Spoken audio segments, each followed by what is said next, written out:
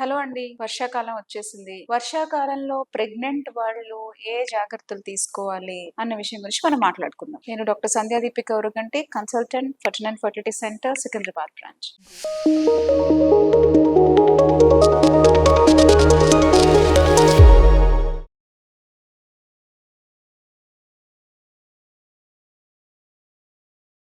So, వర్షాకాలంలో గర్భిణీ స్త్రీలు కొన్ని స్పెసిఫిక్ జాగ్రత్తలు తీసుకోవాలి. అందులో మొదటిది బయట దొరికే ఫుడ్స్ కానీ, బయట దొరికే డ్రింక్స్, జ్యూసెస్ కానీ అవాయిడ్ చేయాలి. ఎందుకు అంటే వర్షాకాలంలో చాలా వాటర్ కంటామినేషన్ ఉంటుంది. So, water borne diseases diarrhoea, dysentery, cholera ఇలాంటివి వచ్చే అవకాశం ఉంటుంది కాబట్టి బయటవే ఫుడ్స్ అనేవి అవాయిడ్ చేయాలి. ప్రిఫరబుల్లీ ఇంట్లో వండుకున్న పదార్థాలు, హోమ్ కుక్డ్ ఫుడ్స్ అనేవి తినండి. రెండోది, వర్షాకాలంలో బయట రోడ్స్ అన్ని స్లిప్పరీగా ఉంటాయి. సో జారే అవకాశం ఎక్కువ ఉంటుంది. అండ్ ప్రెగ్నెన్సీలో కొంచెం బ్యాలెన్స్ అనేది కొంచెం అన్కంట్రోల్ గా ఉంటుంది కాబట్టి బయటకు వెళ్ళేటప్పుడు ఎస్పెషల్లీ చీకటి సమయాల్లో బయటకు వెళ్ళకండి. ఒకవేళ వెళ్ళినా కూడా ఫుట్ వేర్ మంచి స్ట్రాంగ్ వే వేసుకోండి. అంటే నాన్ స్లిప్పరీ ఫుట్ వేర్ అనేది వేసుకోండి. సో మూడోది ఏంటి అంటే, సో వర్షాకాలంలో ఎక్కువ మస్కిటోస్ అనేవి ఉంటాయి. సో బికాస్ వాటర్ అక్కడ ఉండిపోవడం, కూలింగ్ ఆఫ్ వాటర్ వల్ల మస్కిటో బ్రీడింగ్ అనేది ఎక్కువగా ఉంటుంది. సో మస్కిటో బైట్స్ అనేవి ఎక్కువగా ఉంటాయి. సో దాని వల్ల మనకి మలేరియా, డెంగ్యూ లాంటి ఇన్ఫెక్షన్స్ వచ్చే అవకాశం ఉంటుంది అనమాట. సో అవి అవాయిడ్ చేయండి. మస్కిటో రెపెలెంట్స్ వాడండి. ఫుల్ బాడీ కవర్ అయ్యేలా క్లోదింగ్ వేసుకోండి. And mosquito nets preferably